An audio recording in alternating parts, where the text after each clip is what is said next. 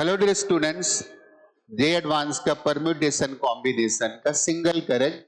अगला क्वेश्चन है number of 7 digit integers with sum of digits equal to 10 and formed by using the digits 1, 2 and 3 only is। उसने बोला है कि 7 digit integer होना चाहिए, राइट? मतलब वहां पे 7 प्लेसेस है, 7 प्लेसेस ऐसे बना देते हैं 1, 2, 3, 4, 5, 6 एंड 7। लेकिन उसने एक बात और भी बोली है कि हमारे पास जो डिजिट्स अवेलेबल है ना, वो केवल कौन सी हैं? 1, 2 और 3 है। हमें इन्हीं से 7 डिजिट नंबर बनाना है। फॉर एग्जाम्पल एक नंबर हम ऐसे बना सकते थे 1 1 1 1 1 1 1, ये भी इनसे बना है। या बना सकते थे 1 2 1 2 3 2 1, 7 डिजिट का, ये भी हो गया। लेकिन उसने एक बात और भी बोल दी है कि इन सबका जो सम आना चाहिए ना, that sum must be equal to 10। तो ऐसे कितने नंबर्स हो सकते हैं? तो गौर से देखना, क्या मैं ऐसा नंबर बना सकता हूं 7 डिजिट का जिसमें सारे के सारे 1 आ जाए?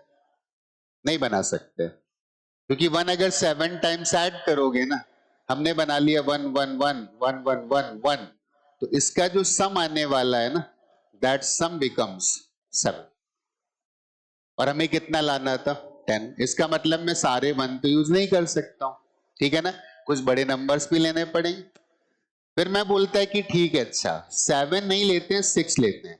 1 1 1 1 1 1, हमने 6 तो ले लिए 1, और एक ले लेते हैं सबसे बड़ा 3, तो सम कितना आता है? That is 9। तब भी 10 नहीं हो पा रहा है। इसका मतलब जब 3 से 10 नहीं हो पा रहा है, तो 2 से क्या होने वाला है? तो मैं ना तो 7 1 ले सकता हूं, ना मैं 6 1 ले सकता हूं। अब आते हैं कि क्या मैं 5 1 ले सकता हूं? सबसे बड़ा ज्यादा तो मतलब 1 1 से चेक करेंगे, शायद इजीली आएगा, समझ में आएगा। अभी हमने क्या किया? 7 लिए, फिर हमने क्या किया? 6 लिए। अब मैं क्या करता हूं? 1 वाले 5 ले लेता हूं। मैं 5 1 लेता हूं, right? 1 plus 1 plus 1 plus 1 plus 1, 5 1 हो गए। हमारे पास 2 ऑप्शन और बचे, तो 2 ऑप्शन में क्या मैं ऐसा कर सकता हूं कि 10 ला सकता हूं? तो इनका सम 5 हो गया, आ सकता है 10। कैसे? एक 3 ले लो और एक 2 ले लो, तो इनका सम कितना आ गया? 10। ये बात मैंने क्यों समझाई, सुनना ध्यान से। इसका मतलब 5 1 से ज्यादा नहीं ले सकते। तो हम अपने केस को ऐसे तोड़ेंगे कि अगर हम 5 1 लेते हैं तो, अगर हम 4 1 लेते हैं तो, हम 3 1 लेते हैं तो, हम 2 1 लेते हैं तो, हम 1 1 लेते हैं तो। क्लियर? तो 5 में हमारे पास क्या आ गया? अगर हमने 5 1 ले लिए ना, तो कंपलसरी हो गया कि हमें एक 3 लेना पड़ेगा और एक 2 लेना पड़ेगा। एक ही हमारे मतलब का केस आ गया। अगर हम 5 1 लेते हैं तो हमें एक 3 लेना पड़ेगा और एक 2 लेना पड़ेगा। इसके अलावा कोई केस हो नहीं सकता है। अब चेक करते हैं, अगर 1 4 ले लेते तो क्या होता है? तो 1 अगर हम 4 ले लेते हैं ना, तो हमारे पास कितने बचे? 7 डिजिट बनाना है तो 3 लेना पड़ेगा। एक और बात गौर से देखना कि सम इज 10, राइट? अगर सम 10 है मतलब वो इवन, और ये 4 पहले से इवन होगा, ठीक है ना? तो इन तीनों का सम भी कितना होना चाहिए? इवन होना चाहिए। और इवन होने का मतलब या तो सारे इवन हो या ऑड पेयर में आ रहा हो। बात समझ में आ गई? या तो सारे इवन या ऑड पेयर में, क्योंकि odd plus odd will become even. तो इनका सम अगर इवन होना है ना, तो मैं चेक करता हूं, या तो तीनों 2 हो सकते हैं, एक 3 लूंगा तो फिर नहीं आने वाला है, राइट? या फिर हो सकता है कि 2 3 ले लो, ठीक, और एक 2 ले लो। हम तीनों 3 नहीं ले सकते हैं, हम एक 3 भी नहीं ले सकते हैं। अब इसमें देखते हैं कि क्या संभावना होती है। 2 2 2 6, और 6 और 4 10। इसका मतलब एक संभावना तो हमें यहां से मिल जाएगी।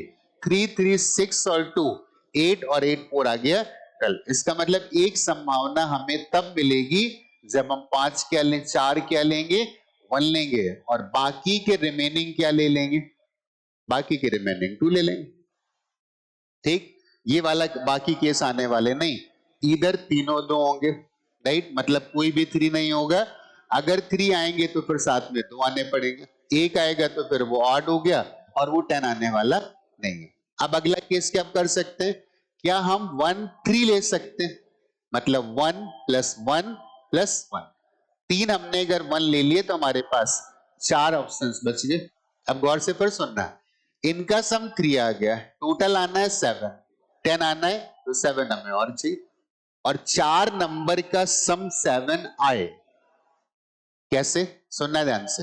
हमारे पास बचे कितने, 2 और 3 बचे, तो अगर हम 2 2 के भी ले लेंगे ना 4, तो भी वो 8 होने वाले हैं, एंड दैट इज एक्सीडिंग 10, तो 3 तो ले ही नहीं सकते थे। अगर हम 2 2 भी ले लेना, मैं बोलता 2 + 2 + 2 + 2, दिस बिकम्स 8 और +3 11, इसका मतलब यहां पे कुछ भी नहीं बचने वाला है, ना हम 2 ले सकते हैं सारे, ना सारे 3 ले सकते हैं, और ना कोई कॉम्बिनेशन। इसका मतलब ये निकल के आने लगा है कि अब हम 2 1 तो ले ही नहीं सकते, क्योंकि अभी से नंबर 10 को एक्सीड कर चुका है।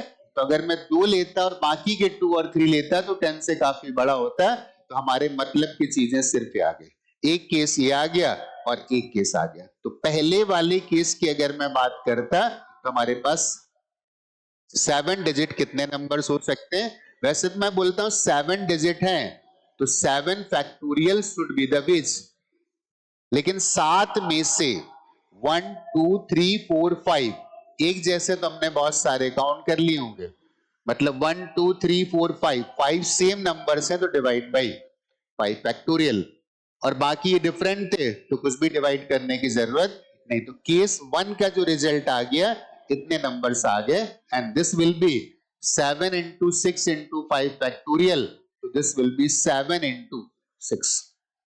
अब आते हैं केस 2 में कितने नंबर्स आ जाएंगे।